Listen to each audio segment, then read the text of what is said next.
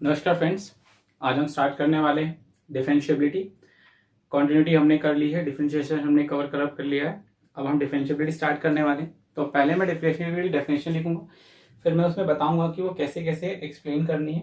ठीक है, उसमें क्या क्या हमें बता रखा है, डिफरेंशिएबिलिटी कैसे चेक होती है, डिफरेंशिएबिलिटी की डेफिनेशन क्या कहती है। ठीक है, चलिए।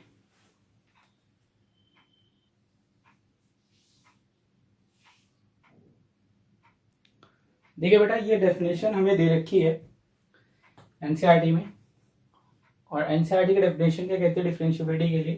कहती है कि कोई भी फंक्शन है जो कि रियल वैल्यूड फंक्शन है। रियल वैल्यूड फंक्शन मैंने आपको बताया था क्या होता है। रियल वैल्यूड फंक्शन जिसकी डोमेन और रेंज क्या होती है, रियल होती है। ठीक है, जो कि डिफाइन है एक ओपन इंटरवल में, मतलब ठीक है कोई भी वैल्यूज हो सकती है।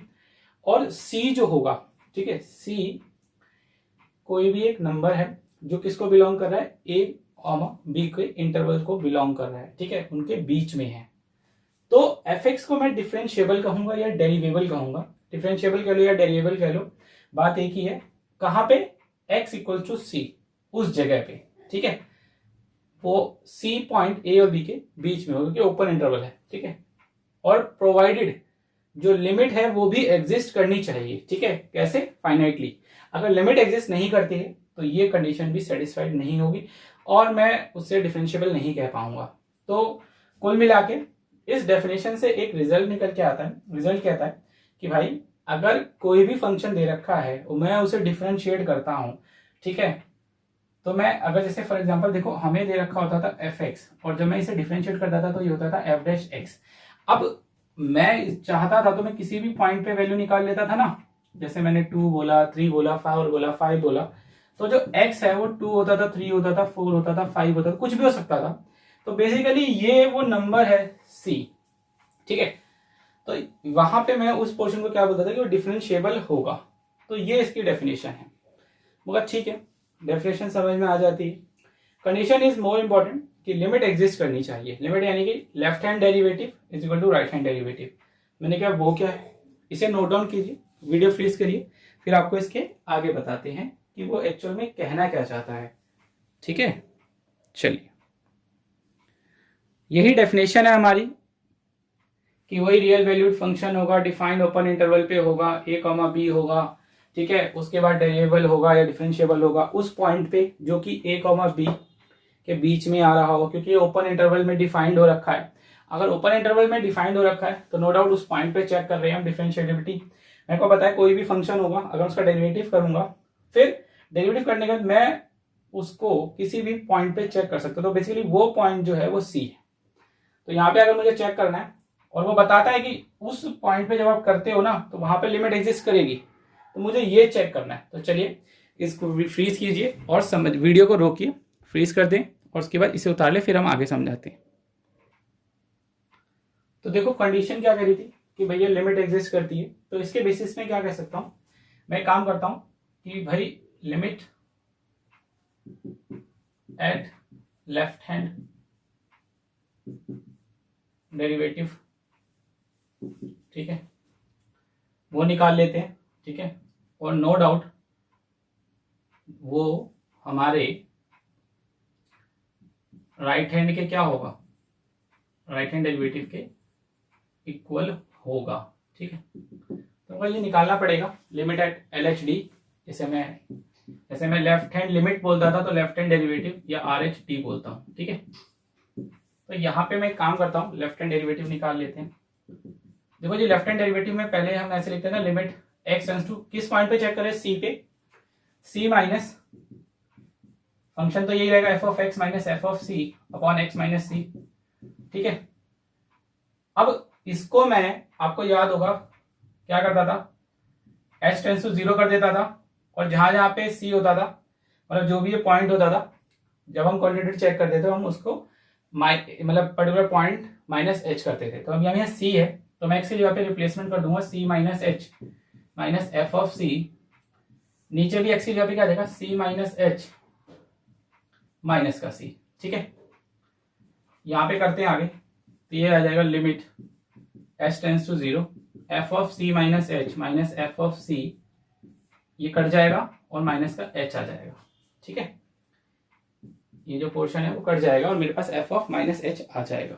ठीक है, इसका मतलब क्या है, देखो बस ये वाला और ये वाला सेम ही है, कोई फर्क नहीं है, चाहे आप ये कर लो चाहे आप ऐसे कर लो, वन द सेम थिंग। मैंने आपको बताया था, हम बस यहाँ पे जैसे x टेंस टू c उस पर्टिकुलर पॉइंट की तरफ जा रहा है और उस मैंने क्या करता हूँ, मैं यहाँ पे थोड़ा सा चेंज कर देता हूँ, मैं उसको 0 की तरफ टेंड कर देता हूँ, थोड़ा सा इजी कर लेता हूँ, इसलिए मैं उसको h की तरफ मूव, जब मैं h की तरफ 0 की तरफ टेंड करता हूँ तो थोड़ा सा चेंज होता है फंक्शन में, इसलिए यहाँ पे ये चेंज आ जाएगा, इससे ज्यादा कोई ज्यादा फर्क नहीं है, सेम थिंग, चाहे आप ये कहें चाहे आप कहें बराबर ही है। ठीक है, तो इस तरीके से मैं लेफ्ट हैंड डेरिवेटिव मैंने आपको बताया। ठीक है, दिस इज LHD।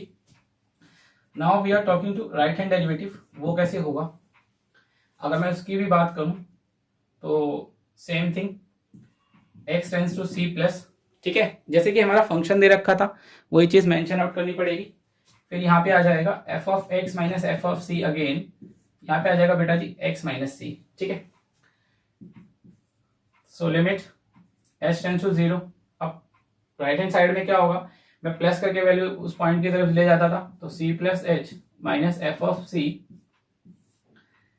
या फिर c plus H minus c, so limit h tends to 0 f of c plus H minus F of c।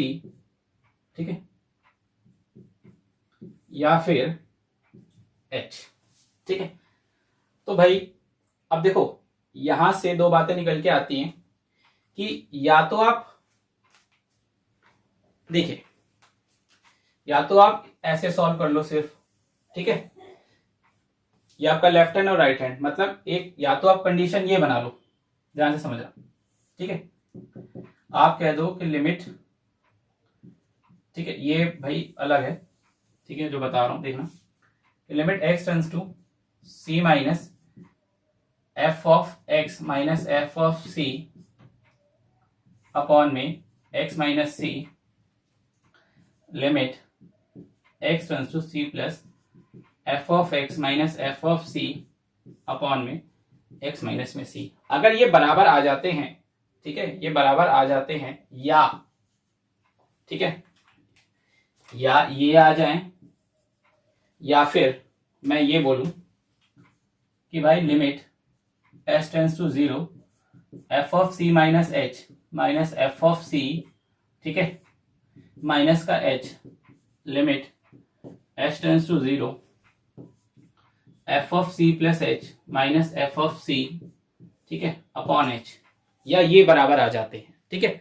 दोनों में से अगर कोई भी कंडीशन सेटिस्फाइड हो जाती है, मतलब या तो मैं क्वांटिटी को h के टर्म्स में टर्न्स कर लूं तो ये आ जाएगा, या तो मैं एज इट इज सॉल्व कर लूं, तो दोनों में से अगर कोई भी जैसे आप तरीके से सॉल्व करते हो तो भैया दोनों का मतलब क्या है, एक ही है, मतलब बड़ा ही क्लियर है।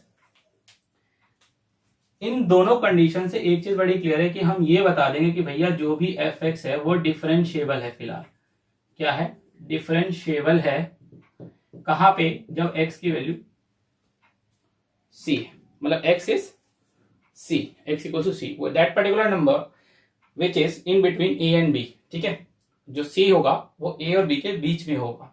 चलिए, तो इस तरीके से मुझे इसे चेक करना है, क्योंकि एग्जिस्ट लिमिट की बात कर रही थी, तो याद होगा हम इन क्वेश्चंस में भी हम लेफ्ट, जैसे हम पहले क्वेश्चंस में लेफ्ट हैंड लिमिट और राइट हैंड लिमिट चेक करते थे, तो इन क्वेश्चंस में हम लेफ्ट हैंड डेरिवेटिव और राइट हैंड डेरिवेटिव चेक करेंगे। ठीक है, चलिए, ये समझ में आ गया होगा, बहुत ही इजी चीज थी, इसमें कुछ हार्ड एंड फास्ट नहीं था।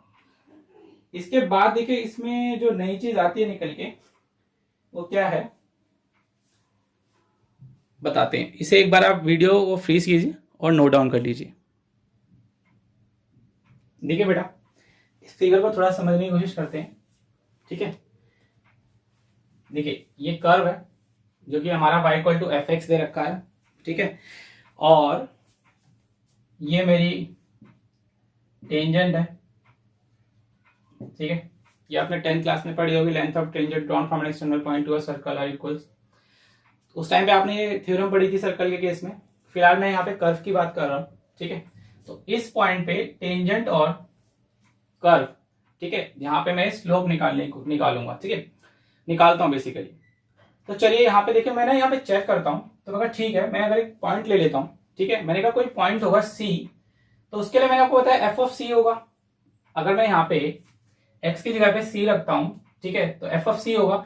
तो मैं एक काम करता हूं, मैंने आपको अभी बताया कि भैया जिस पॉइंट पे भी आप चेक करोगे तो वहां पे आप लिमिट एग्जिस्ट करेगी। तो लिमिट का मतलब वहां पे दो पॉइंट्स, एक होगा लेफ्ट हैंड और एक होगा राइट हैंड।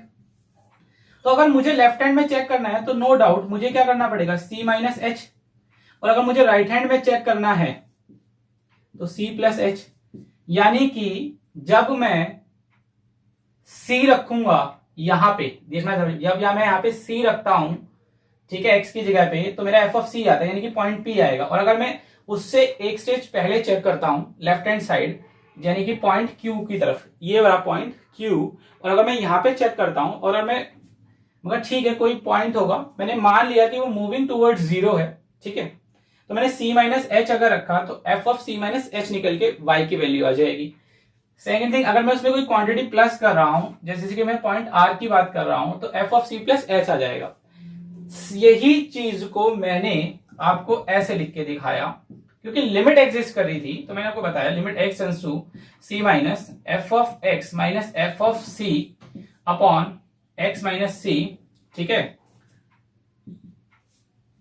ये मैंने आपको लिख के दिखाया था लेफ्ट हैंड डेरिवेटिव के केस में, ठीक है जी, जो कि मुझे बताती थी, या ये कह लू, या फिर मैंने आपको बताया था इसके बदले में क्या लिख सकता हूं, limit h tends to zero f of c minus H minus f of c minus H. मैंने कहा था ना आपको, चाहे ये लिख लू चाहे मैं ये लिख लू, इन दोनों का मतलब एक ही होता है, ठीक है, इन दोनों का मतलब एक ही होता है, कुछ भी नया नहीं है, ठीक है, कुछ भी नया नहीं है, ठीक है। तो भाई एक्चुअल में अगर समझूं तो ये है क्या, ध्यान समझना, ये h turning to zero basically q turning to p, q से p की तरफ अगर मूव कर रहा हूं, q से p की तरफ अगर मूव कर रहा हूं, ठीक है, मतलब मेरा जो फंक्शन है इट्स टेंडिंग टुवर्ड p, वो p की तरफ अगर जाता है तो यहां पे एक्चुअल में जो निकल के आ रहा है वो बेसिकली किसका स्लोप निकल के आ रहा है, वो स्लोप ऑफ pq निकल के आ रहा है। बेटा ध्यान से समझिए, ये जो pq है बेसिकली क्या है, एक कॉर्ड ही तो है, जो pq है बेसिकली क्या है, कॉर्ड ही तो है, और वो भी ये स्लोप कहां पे निकल रहा है, slope of pq chord at point p, ये लेफ्ट हैंड के साइड के केस में है, ठीक है। यही चीज मैं किसके केसेस में बता रहा हूं, लेफ्ट हैंड के केस में है। यही चीज को ग्राफ के थ्रू इंटरप्रेट करा जा सकता है, ठीक है, अगर चाहूं तो इसी चीज को ग्राफ के थ्रू भी इंटरप्रेट कर सकता हूं। सेम थिंग अगर मैं चाहूं तो देखिए, अगर मैं इसी को चेंज कर देता हूं, ठीक है, यहां पे इसे चेंज कर देते हैं, इसे राइट हैंड डेरिवेटिव के केस में अगर समझने की कोशिश करें तो भाई यहां पे प्लस आ जाएगा, सेकंड थिंग यहां से माइनस हट जाएगा, ठीक है। यही मैंने बताया था राइट हैंड डेरिवेटिव में चाहे ये हो, बात एक ही है। अब देखो अगर यहां पे समझने की कोशिश करी जाए तो यहां से r से p की तरफ, मतलब जो फंक्शन है वो p की तरफ मूवर्ड स्टैंड कर रहा है, तो यहां पे जो मेरे पास निकल के आ रहा है वो बेसिकली किसका स्लोप निकल रहा है, slope of chord, CHORD chord, chord है मेरे पास p, वो भी कहां पे, एट पॉइंट p। तो अगर चाहूं तो इससे भी चेक कर सकता हूं, ठीक है, ग्राफिकली इस तरीके से भी चेक हो सकता है किसी भी कर्व का टेंजेंट पे किसी पर्टिकुलर पॉइंट पे, ठीक है। और ये क्या मैं बता रहा था कि अगर ये दोनों बराबर हो जाते हैं, ये दोनों बराबर हो जाते हैं तो fx डिफरेंशिएबल हो जाएगा, लेफ्ट हैंड राइट हैंड के बराबर हो जाएगा, तो fx इज डिफरेंशिएबल, fx जो है वो डिफरेंशिएबल हो जाएगा x इक्वल टू c पे, ठीक है जी। चलिए इसे नोट डाउन कीजिए, फिर आगे समझाते हैं।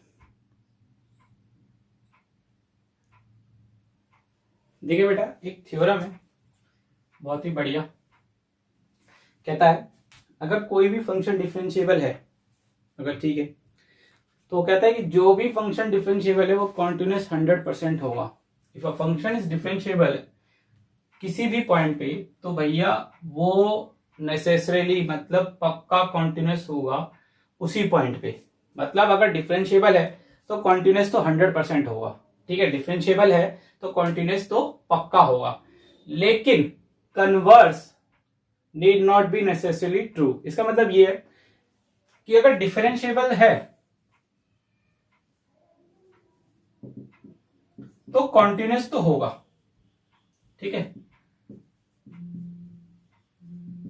एट अ पॉइंट, वो पॉइंट कोई भी हो सकता है, ठीक है। अगर डिफरेंशिएबल है तो 100% वो कॉन्टिन्यूस होगा। बट कन्वर्स मतलब उल्टा, अगर कॉन्टिन्यूस है, समझना, अगर कॉन्टिन्यूस है तो डिफरेंशिएबल होना पॉसिबल है और नहीं भी। मतलब अगर कॉन्टिन्यूस है तो भैया डिफरेंशिएबल हो भी सकता है और नहीं भी हो सकता है, दोनों केसेस हैं। डिफरेंशिएबल है तो कॉन्टिन्यूस तो 100% है, लेकिन अगर मैं स्टार्टिंग से देखूं, मैंने कहा कॉन्टिन्यूस है तो मैं कहा जरूरी नहीं है कि वो डिफरेंशिएबल हो, ये मुझे चेक करना पड़ेगा। कैसे चेक होगा? कॉन्टिन्यूस कैसे चेक करेंगे? Left hand limit, right hand limit, वही कंडीशन है। सेम डिफरेंशिएबल में भी चेक करना पड़ेगा, left hand derivative, right hand derivative. लेकिन अगर मैं पहले किसी की डिफरेंशिएबिलिटी चेक कर रहा हूं और वो डिफरेंशिएबल आ रहा है तो 100% कॉन्टिन्यूस मैं कह दूंगा। लेकिन अगर मैं कॉन्टिन्यूस पहले चेक करता हूं और मैं डिफरेंशिएबिलिटी की बात करता हूं तो भैया मैं नहीं कह सकता हूं, मैं कहूंगा मुझे चेक करके देखना पड़ेगा, जरूरी नहीं है कि वो ट्रू हो। It can be false, it can not, इस फॉल्स मीन्स वो डिफरेंशिएबल हो भी सकता है और डिफरेंशिएबल नहीं भी हो सकता है, ठीक है। तो इसका एक छोटा सा प्रूफ है, पेपर में तो नहीं आएगा बट फिर भी समझाने के लिए आप देखना कैसे होगा वो प्रूफ।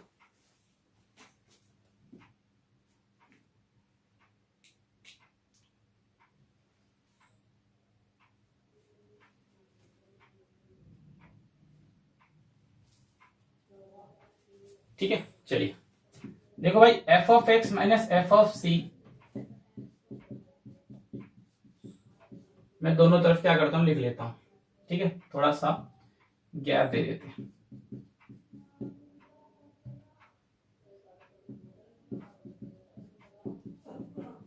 चलिए अब एक काम करते हैं, अगर मैं दोनों तरफ लिमिट कर दूं, एक्स टर्निंग टू सी, यहां पे भी कर देते हैं एक्स टर्निंग टू सी, ठीक है।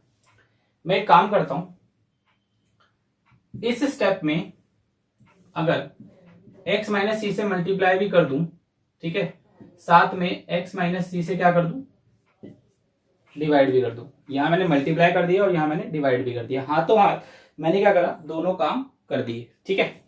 चलिए तो नेक्स्ट स्टेप में आ जाते हैं। नेक्स्ट स्टेप में अगर समझने की कोशिश करूं तो इसको ऐसे लिख सकते हैं,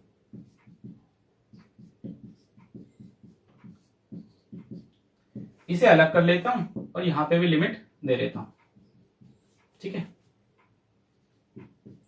अच्छा यहां पे एक चीज, वन मोर थिंग, अब यहां मैंने x माइनस सी कर दिया है तो एक चीज और का ध्यान रखेंगे, वो मैं बताऊंगा कि भाई x will not equal to C, जो x है वो c के बराबर नहीं आएगा, क्योंकि अगर x की वैल्यू c आ गई तो भैया ये अनडिफाइन हो जाएगा, ठीक है। तो ये क्वेश्चन फिर गलत हो जाएगा, इसका जो प्रूफ मैं बनाने की कोशिश कर रहा हूं वो सब गलत हो जाएगा, ठीक है। चलिए इतना समझ में आया। अभी बेटा जस्ट अभी हमने एक थ्योरम पढ़ी थी, और थ्योरम में क्या पढ़ा था कि भैया अगर कोई भी फंक्शन डिफरेंशिएबल होगा एट अ पॉइंट, तो मैंने अभी बताया था एफ डैश सी किसके बराबर था, limit x tends to C F of x minus F of C upon X minus C. याद आया? कुछ याद आया बेटा जी? एक काम करते हैं, इसको थोड़ा सा मिटो लेते हैं, ये तो आपने लिख ही लिया होगा। ये याद आई बात? अभी जैसे हमने पढ़ा था यार, कोई भी real valued function okay open interval में डिफाइन है a कॉमा बी, और c एक ऐसा नंबर है जो a कॉमा बी के बीच में लाई कर रहा है, तो वो डिफरेंशिएबल होगा अगर ये कंडीशन सेटिस्फाइड हो जाती है और लिमिट एग्जिस्ट करती है फाइनाइटली, ठीक है। तो मैंने कहा ये कंडीशन सेटिस्फाइड हो जाएगी। बेटा जी ध्यान से देखना, ये इसके बराबर है, तो क्या मैं यहाँ पे एफ डैश सी रिप्लेस करके नहीं लिख सकता हूँ? बिल्कुल लिख सकता हूं। और यहां पे ये मेरा चल ही रहा है कि limit x turns to c F of x minus F of c, ठीक है। देखिए पेपर में नहीं आएगा बट स्टिल डिफरेंशिएबल है तो कॉन्टिन्यूस क्यों होता है ये भी तो पता होना चाहिए। कॉन्टिन्यूस है, डिफरेंशिएबल होगा नहीं होगा ये हम चेक कर लेंगे, लेकिन डिफरेंशिएबल है और कॉन्टिन्यूस ही होगा ये चेक करने वाली। तो इसके बदले में मैं ये लिख दूंगा और रीजन में ये प्रोवाइड कर दूंगा यहाँ पे साइड में, ठीक है। साथ में यहां पे अगर मैं लिमिट डाल देता हूं, ध्यान से समझना, साथ में अगर मैं यहां पे लिमिट प्रोवाइड कर देता हूं तो उसके बदले में क्या वैल्यू आ जाएगी। देखो अगर मैं यहां पे लिमिट प्रोवाइड कर दूंगा तो यहां पे क्या होगा, c माइनस सी आ जाएगा, which in turns F dash C into 0 हो जाएगा, तो यहां 0 आ जाएगा। So limit x turns to c, F of X minus F of C आ जाएगा भाई। यानी इसका मतलब limit x turns to c F X, इस एफ ऑफ सी को अगर यहां ले आऊं तो चलेगा, चलेगा। अरे बेटा जी बिल्कुल सेम, कुछ याद आया।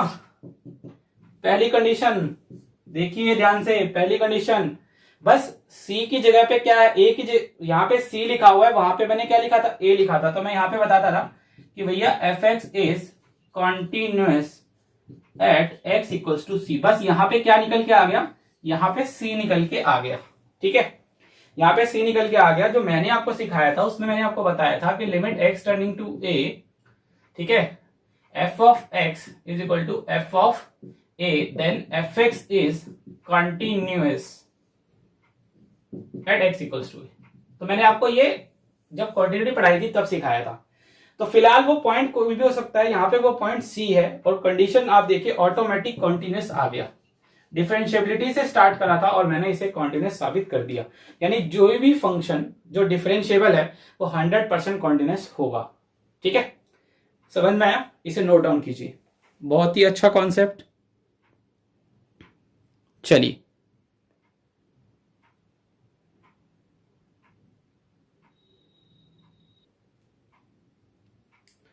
चलिए बेटा, मुझे चेक करना है कि अगर मैं एग्जाम्पल की बात करूं, ये एग्जाम्पल है, ठीक है। देखो मैंने ये तो चेक कर लिया कि भाई अगर डिफरेंशिएबल होगा तो कॉन्टिन्यूस तो हो जाएगा। एक बार ऐसा भी चेक करके देख ले कि कोई कॉन्टिन्यूस है, क्या वो डिफरेंशिएबल हो सकता है, नहीं हो सकता है। तो मैंने कहा मॉड एक्स की एग्जाम्पल ले लेते हैं। देखो मॉड एक्स का ग्राफ मॉडुलस फंक्शन का सभी जानते हैं। मॉड एक्स को किस तरीके से डिफाइन करा गया, x and minus x,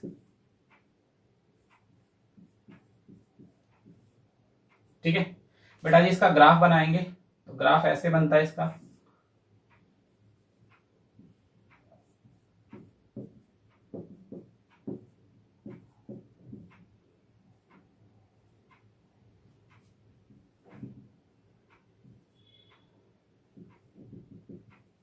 minus x, ठीक है।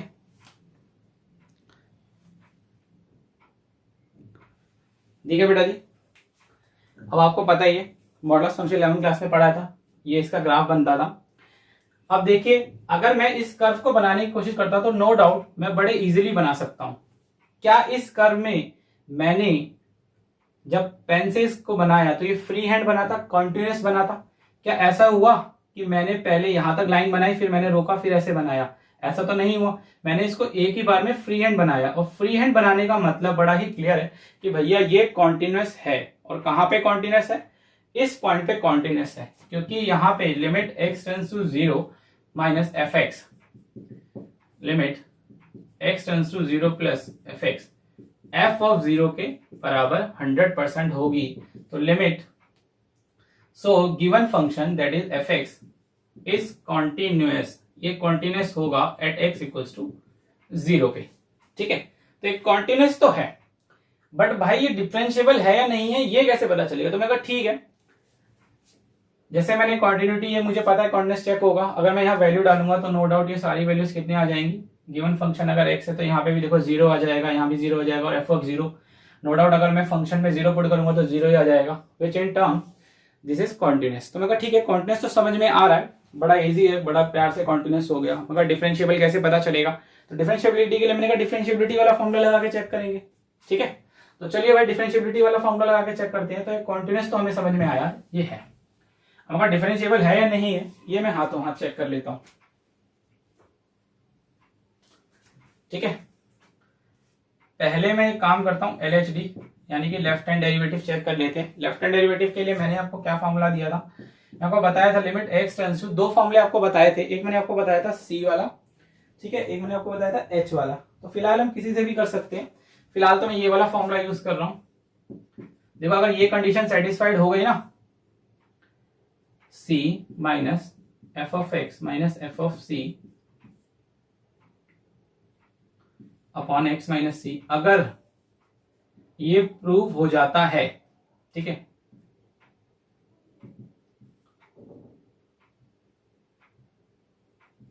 यही बताई थी ना अभी,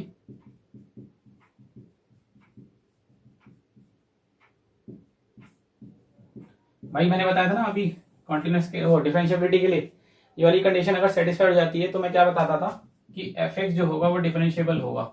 चाहे तो आप ये वाली कर लो, चाहे वो एच वाली कर लो, तो मैं फिलहाल इसी से करके देख लेता हूँ, ठीक है। फिलहाल जो पॉइंट जिसपे चेक हो रहा है वो फिलहाल क्या है, 0 है, ठीक है, क्या है, 0 है। तो चलिए भाई डिफरेंशिएबिलिटी भी चेक कर लेते हैं, क्या कहता है कंडीशन, अगर ये सेटिस्फाई होगी जो मैंने अभी लिखी है कि वहां पे, वो अगर हो जाती है तो ठीक है। Let me check, 0 F of X minus F of 0 X minus 0, ठीक है जी। 0 माइनस यहाँ पे मेंशन करना पड़ेगा। इसके बाद जब हम वैल्यू डालेंगे तो मैं क्या लिखूंगा, देखिए फिर मेरा नेक्स्ट स्टेप क्या होता था, मैं लिखता था, यहाँ नीचे लिख लेते हैं या यहीं लिख लो, चलो, limit h tends to 0 F of 0 minus H minus में f of 0 upon 0 minus H minus का 0, ठीक है। तो भाई limit h tends to 0, f x क्या था, मॉड एक्स यानी कि 0 माइनस में h, एफ ऑफ 0 अगर मैं यहाँ 0 पुट करूंगा तो 0 ही आएगा निकल के, और यहाँ पे नीचे से माइनस का h बच रहा था, ठीक है, यहां से मेरे पास नीचे माइनस का h बच रहा था। इसके बाद जब मैं इसे सॉल्व करूंगा तो मेरे पास क्या निकल के आएगा, देखिए जब हम इसे सॉल्व करेंगे तो मॉड ऑफ माइनस h, अगर सॉल्व करता हूं तो यहाँ पे आ जाएगा h माइनस 0 अपॉन माइनस का h, यानी कि h अपॉन में, यहाँ पे लिख लेते हैं h अपॉन में माइनस का h, यानी कि कितना आ गया, माइनस का 1। तो जब मैंने लेफ्ट हैंड डेरिवेटिव सॉल्व करा तो मेरे पास क्या निकल के आया, माइनस का 1। अब मैं राइट हैंड डेरिवेटिव चेक करता हूं और मेरे पास क्या निकल के आएगा, ये मैं अभी चेक कर लेता हूं, ठीक है जी। चलिए जब मैं राइट हैंड डेरिवेटिव चेक करता हूं तो वो क्या निकल के आ रहा है, देखिए limit x tends to 0 plus F of X minus F of C, sorry 0 upon X minus 0, limit formula के हिसाब से बस मैंने जी को क्योंकि मैं वहां पे सी था, यहाँ पे 0 है, H tends to 0 F of 0 plus H minus F of 0 upon यहाँ पे आ जाएगा 0 प्लस एच माइनस 0, ठीक है। अब ये इसमें 0 प्लस एच अगर करूंगा तो फिलहाल एक्स क्या, एच ही आएगा निकल के, माइनस में 0 और नीचे से भी एच ही बचेगा, तो अल्टीमेट क्या बचेगा, h बाई एच, सॉल्व करेंगे तो 1 ही बचेगा, ठीक है। तो यहां पे मेरे पास क्या बचेगा, 1। तो भैया ये तो साफ साफ पता चल रहा है क्या, कि limit x tends to 0 minus F of x, ठीक है, माइनस